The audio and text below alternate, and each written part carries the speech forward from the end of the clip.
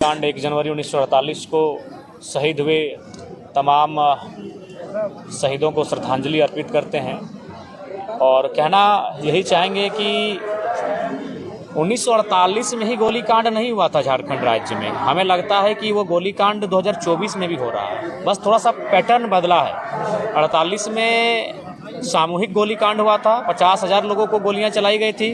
आज कहीं 50 लोगों पे लाठियां बरसाई जाती है, कहीं 5 और मामला वही है।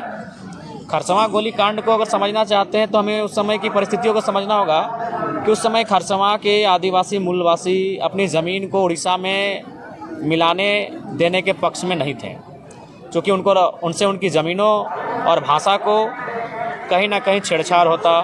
तो आज भी ज़मीन की लड़ाई झारखंड वासी आज भी लड़ रहे हैं। आज भी जो तमाम उद्योग घराने हैं, तमाम जो खनन के क्षेत्र में कार्य करने वाली कंपनियां हैं, उद्योग स्थापित करने वाली कंपनियां हैं, वो लड़ाई हम आज भी लड़ रहे हैं। बस फ़र्क है कि उस समय गोलियों से हमें मारा जाता था, अब कानून के दांव पेच से मारा जाता है या प्रशासन की झूठे एफआईआरों से हमें मारा जाता है। परिस्थितियाँ आज भी वही हैं। अब आप कहेंगे कि आप उद्योग के खिलाफ़ हैं क्या? तो जी नहीं, उद्योग के खिलाफ़ कोई नहीं है। हमने जो कपड़ा पहना है वो उद्योग के कारण है, हमारे हाथ में जो मोबाइल है वो किसी न किसी कल कारखाना में तैयार हुआ है।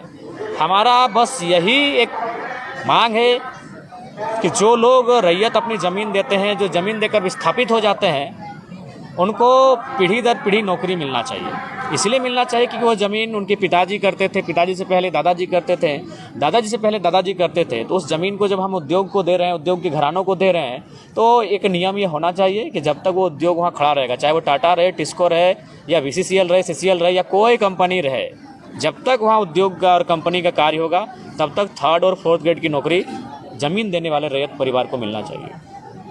जो खरसवां गोलीकांड हुआ, इस गोलीकांड के जो शहीद हुए, जो सपनों का झारखंड सोचा गया था, वो कहाँ तक हद तक? नहीं, बिल्कुल नहीं। हमें लगता है 1% भी अगर पूरा हुआ हो तो खरसवां गोलीकांड बिल्कुल वो सपना आज भी अधूरा है। जिस उम्मीद के साथ झारखंड के लोगों ने शहादत दिया है, शहादत देने का ही मतलब था सुशासन की व्यवस्था।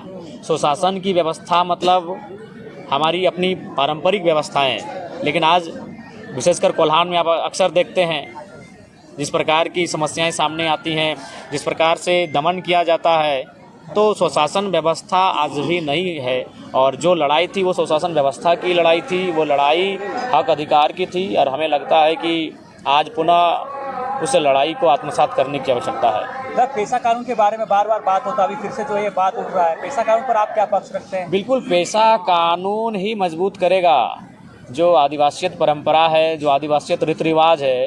पेशा कानून का जितना कड़ाई से, जितना मजबूती से अनुपालन होगा, उतनी ही आदिवासियत का संरक्षण होगा। और नहीं तो आज देख सकते हैं, रांची एक समय आदिवासियों की CNT ज़मीन हुआ करती थी, आज वहाँ आदिवासी नग्न हो गए। धनबाद, बोकारो, ऐसे बहुत सारे जगह हैं जहाँ आदिवासी मूलवासी लोग बस बसाव था उनका उस भौगोलिक सीमा में, आज वो विस्थापित हो चुके हैं। कहीं डैम बनने से, कहीं उद्योग बनने से, तो कहीं अन्य राज्यों के लोगों के प्रभाव से वो धीरे धीरे अपने गांवों को छोड़कर सीमित हो गए हैं, संकुचित हो गए हैं। तो पेशा कानून जैसे कानूनों को कड़ाई से अनुपालन ही आदिवासियत संस्कृति का संरक्षण करवाई। दादा, आपका एग्रेसिव को लेकर के पूरा झारखंड में चर्चा चल रहा है, इस विषय की क्या कहें? देखिए, हमें लगता है कि एग्रेशन आवश्यक है झारखंड के लिए। अगर मान के चलिए आप नियम से चरणबद्ध तरीके से अगर झारखंड में काम हो जाता तो एक यूथ लड़कों को एग्रेशन करने की ज़रूरत नहीं थी। हमें भी अपने घर परिवार को देखने की आवश्यकता थी। शायद इस बार जो 2024 का चुनाव हुआ, इसमें 81 में, शायद मैं कंफर्म नहीं हूँ, शायद मैं पहला कुंवारा विधायक हूँ, तो शायद हम अपने परिवार के बारे सोचते हैं, हम अपना जीवन संगिनी के बारे सोचते हैं, लेकिन वो सब छोड़ के हम एग्रेशन की बात करते हैं। एक युवा विधायक जो पहली बार विधायक बना है, जिसे गाड़ी की सुविधा मिलेगी, जिसे आवास की सुविधा मिलेगी, जिसे तमाम भत्ता की सुविधा मिलेगी, और उन सुविधाओं को छोड़कर वो कांटों की रास्ते को चुन रहा है। वो रात 2 बजे सबसे टकरा रहा है, वो माफियाओं से चुनौती दे रहा है। तो कारण यही है कि झारखंड का इतना तोहन और दमन हुआ है, झारखंड के लोगों का इतना उत्पीड़न हुआ है कि आज हम लोग एग्रेशन की भाषा में बात करने लगे हैं। जिस तरह BCL वहाँ पे BCL से जो लोग परेशान है, यहाँ पे टाटा स्टील, बिल्कुल हर जगह, धनबाद की बात करें तो BCCL से, अगर बोकारो की बात करें, रामगढ़ की बात करें तो CCL से, और जमशेदपुर की बात करें, सरायकेला की बात करें तो जो तमाम उद्योग हैं, चाहे टिस्को रहे, टाटा रहे, उषा मार्टिन रहे और जो कंपनियां हैं, ये सत्य है। रांची जाएंगे तो HEC से, हिंडाल्को से। ये वास्तविकता है कि ज़मीन उन्होंने हमारा लिया, लेकिन नियोजन उन्होंने प्रदेश के लोगों को दिया। और ज़मीन भी अब सहूलियत से कहाँ ले रहे हैं, ज़मीन तो DSP साहब को बगल में खड़ा करके, थानेदार को बगल में खड़ा करके, लाठी के दम पे लठेत खड़ा करके अब ज़मीन ले रहे हैं। इसीलिए मैं विरोध कर रहा हूँ ना, मैं उद्योग का विरोधी नहीं हूँ, मैं उनकी उस क्रिया का विरोधी हूँ, मैं उनके उस व्यवहार का विरोधी हूँ, मैं उनके उस तरीके का विरोधी हूँ। ज़मीन आप लेना है, ज़मीन उद्योग कहाँ लगना चाहिए, जहाँ बस बसाव कम हो। अभी देखिए जादूगोड़ा का मामला, 7 गांवों की सर्वे रिपोर्ट क्या कहती है कि जो वहाँ यूरेनियम का खनन होता है उसके रेडिएशन से मानव जीवन में इतना प्रभाव पड़ा है कि 47% यानी 100 में 47 महिलाएं माँ नहीं बन सकती है। माँ बनने के लिए उसके अंदर एक क्षमता जो होती है, उस क्षमता को ही खो चुकी हैं। 100 में 47 यानी 50%, आधा मान के चलिए, आधा महिलाएं माँ ही नहीं बन पाएंगी। और एक महिला जो माँ बनी थी, कोई आदिवासी महिला है, नाम उसका एग्जैक्ट याद नहीं आ रहा, 6 बच्चे उसका मुर्दा पैदा हुए। तो मेरा कहना है कि उद्योग कहाँ लगे, उद्योग वहाँ लगे जहाँ मानव जीवन प्रभावित ना हो, जहाँ पर्यावरण प्रभावित ना हो, जहाँ वन्य जीव प्रभावित ना हो। उद्योग किसी लगाए ना, किसी बंजर भूमि में लगाइए।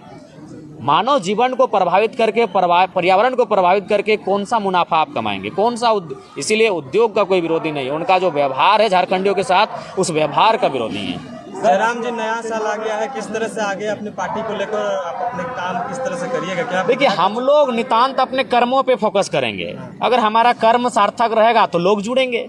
हम लोग वो ये कैंप माने बाकी लोग राजनीतिक पार्टियों की तरह जिस प्रकार लोग जोड़ते हैं, उस व्यवहार से हम लोग नहीं जोड़ेंगे।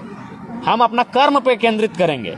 ब्लॉक का मामला रहेगा, हम लोग ब्लॉक में आवाज़ बुलंद करेंगे। जिला का मामला रहेगा, हम लोग जिला में आवाज़ बुलंद करेंगे। विस्थापन का मामला रहेगा, हम लोग विस्थापन पे बात करेंगे। और लोगों को यदि लगेगा कि हमारी लड़ाई सार्थक है, हमसे जुड़ेंगे।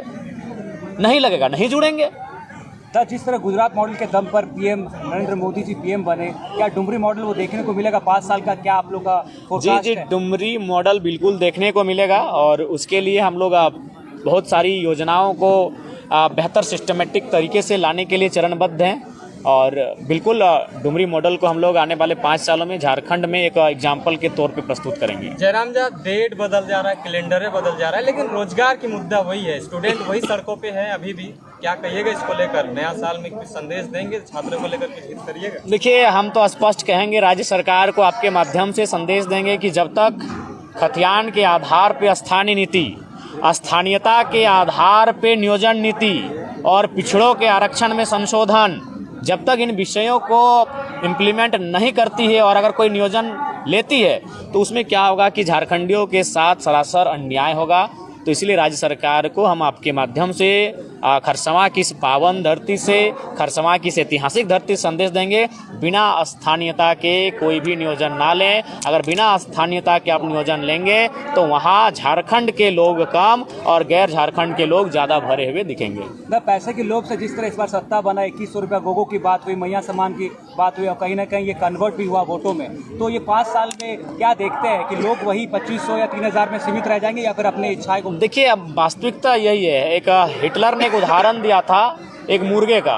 उस मुर्गे के सारे पंखों को नोचकर उसे टकला कर दिया था और फिर मुर्गे को कुछ दूरी पे रख दिया और 2-4-3-4 दाना देने लगा। वो मुर्गा स्वतः उसके चरणों में आके बैठ गया। तो हिटलर ने संसद में फिर कहा कि जनता का इसी तरह हस्र बना के रखना चाहिए, उन्हें पूरे 5 साल मुद्दों से भटका के रखना चाहिए और अंतिम समय कुछ दाने उन्हें चुगाना चाहिए। तो वही हाल होता है, क्योंकि झारखंड की जनता को इतना निचोड़ा गया है कि उन्हें जिंदा रहना ही विकास समझ में आता है। देखिए, मैं पुनः कहूँगा, मैया सम्मान, अगर नारी सम्मान की बात है तो अच्छी बात है। मैं आज फिर तर्क दूंगा, 45 से 50 वर्ष की जो महिलाएं हैं उससे ऊपर जो है उनको आप ये सम्मान दें। लेकिन अगर आप 18-20 साल की बालिकाओं को सम्मान देते हैं तो उस मेहनत के साथ 2000 रुपये जो कमा रहे हैं उनको एक धक्का लगेगा। आप किसी को फ्री में अगर 2000-2500 रुपये देते हैं और जो लोग अपना हाड़तोड़ मेहनत के साथ जो युवा 2000-2500 रुपये दिन महीना का कमा पाते हैं, उनकी मानसिकता को डैमेज करेगा। ठीक है, थैंक यू।